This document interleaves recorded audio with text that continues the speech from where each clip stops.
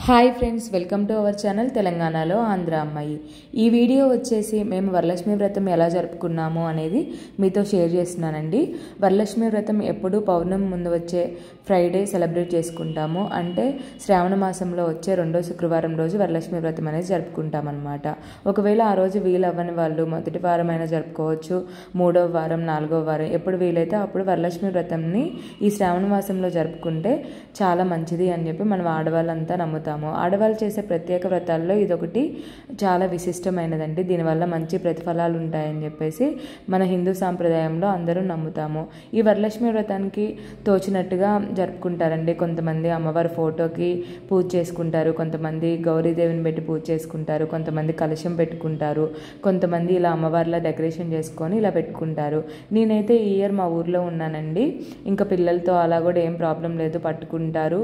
కొంచెం బాగా చేసుకుందాము, అమ్మవారిని కూడా పెట్టుకుందాము, సాక్షాత్తు అమ్మ మన ఇంట్లో ఉన్నట్టుంటుంది అన్నట్టుగా నేను ఇలా డెకరేషన్ చేసుకొని అయితే పెట్టుకున్నాను. అమ్మవారి శారీ డ్రాపింగ్ ఎలా పెట్టాలి ఇవన్నీ చాలా వీడియోస్లో అయితే అవైలబుల్గా ఉన్నాయండి. నేను కూడా స్టెప్ బై స్టెప్ అదే చూస్ చేసుకున్నాను అనమాట. నేను ఫస్ట్ టైం చేస్తున్నాను, కొత్త టిప్స్ ఏం లేవు, అందుకే మీకు అది యాడ్ చేయలేదు. నెక్స్ట్ అమ్మవారి డెకరేషన్ అదంతా అయిపోయిన తర్వాత ప్రసాదాలు అయితే ప్రిపేర్ చేస్తున్నానండి. ప్రసాదాలకు వచ్చేసి 11 ఐటమ్స్ చేశాను. ఇక్కడ పూర్ణాల కోసం పప్పు బాయిల్ చేసి పెట్టాను, శనగలు వాయనంలోకి, గుగ్గిల ప్రసాదానికి పక్కన పెట్టాను, ఇంకా పాయసానికి రైస్ కడిగి పెట్టాను, పులిహోరకు కూడా రైస్ పెట్టేశాను అనమాట. అటువైపు ప్రసాదాలు చేసుకుంటూ ఇటువైపు కలశం కోసము, వాయనాల కోసము ఏమేం కావాలో అవన్నీ రెడీ చేసుకున్నానండి. ఇక్కడ డెకరేషన్కి వచ్చేసి బ్యాక్ డ్రాప్ అమెజాన్లో ఆర్డర్ చేశాను.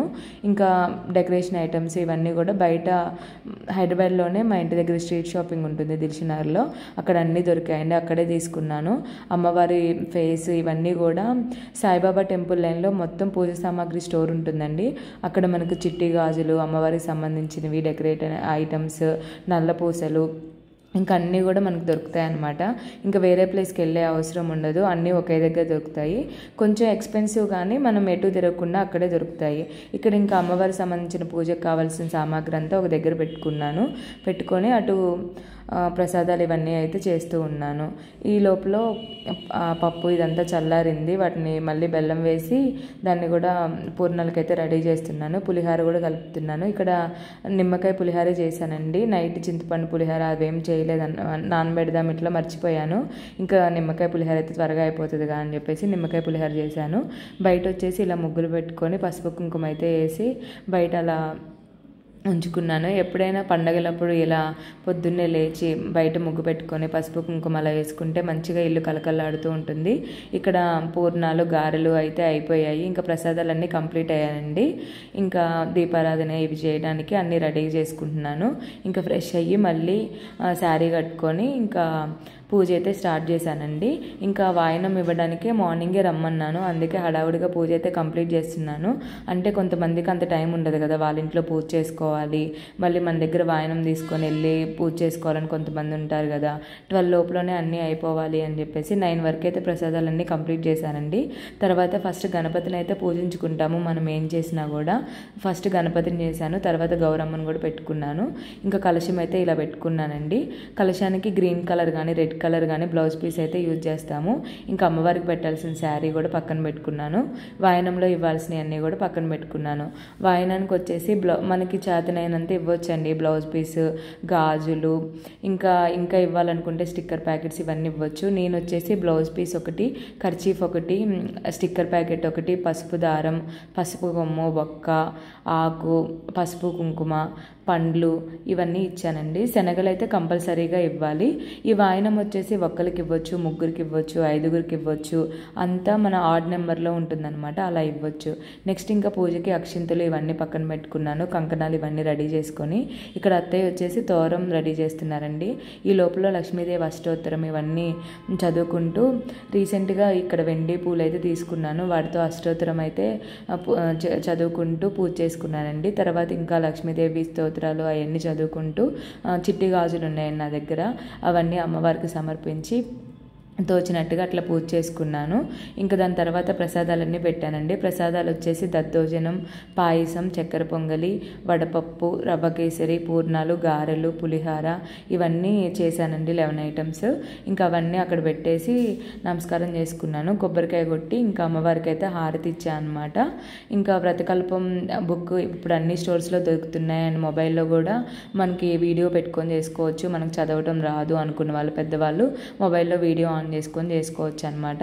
ఇంకా వ్రతకల్పం బుక్ తీసుకొని ఇంకా అంతా అయిపోయిన తర్వాత వ్రత కథ చదువుకొని అమ్మవారికి నైవేద్యం అయితే పెట్టి హారతి అయితే ఇస్తున్నానండి.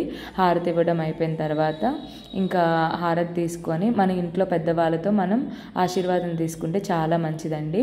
అండ్ మన భర్తతో కూడా మన సౌభాగ్యం ఎప్పుడు ఉండాలి అన్నట్టుగా మన భర్త ఆశీర్వాదం అయితే తీసుకోవాలి. పూజలో కుదిరితే దంపతులు ఇద్దరు కూర్చొని పూజ చేయడం అయితే చాలా మంచిది.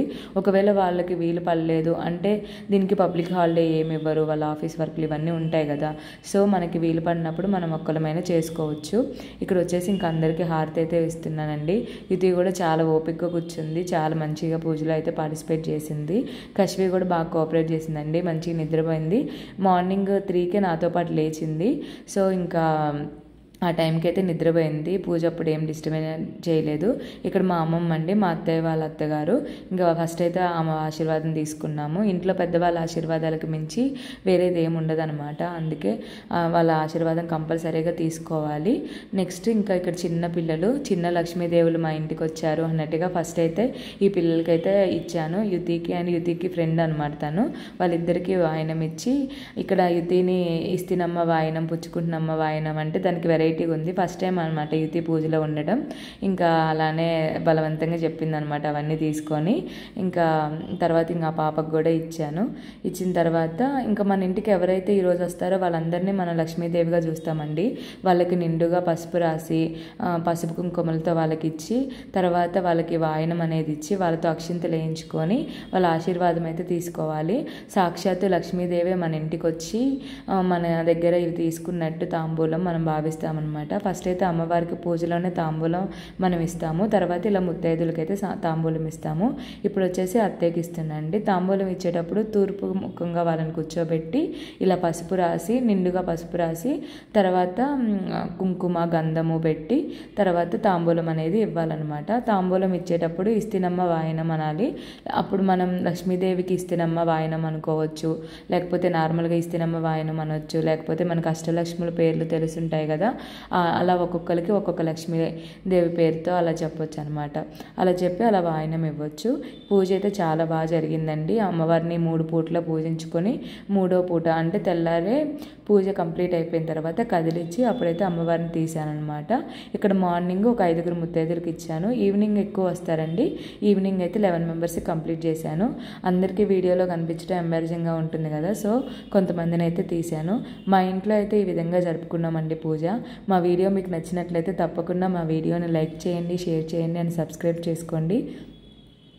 ఇంతటితో ఈ వీడియో అయితే ఏం చేస్తున్నాను friends. Thank you for watching and please like, share and subscribe to my channel. మీ వరలక్ష్మి వ్రతం ఎలా జరిగింది అనేది కూడా మీరు కామెంట్లో తెలియజేయండి. ఇంకా వీక్లీ 2 వీడియోస్ అయినా పోస్ట్ చేయడానికి అయితే ట్రై చేస్తానండి. ఇప్పటి వరకు వీక్లీ 1 వీడియోనే పెట్టాను కదా, ఇక నుంచి 2 వీడియోస్ వస్తాయి.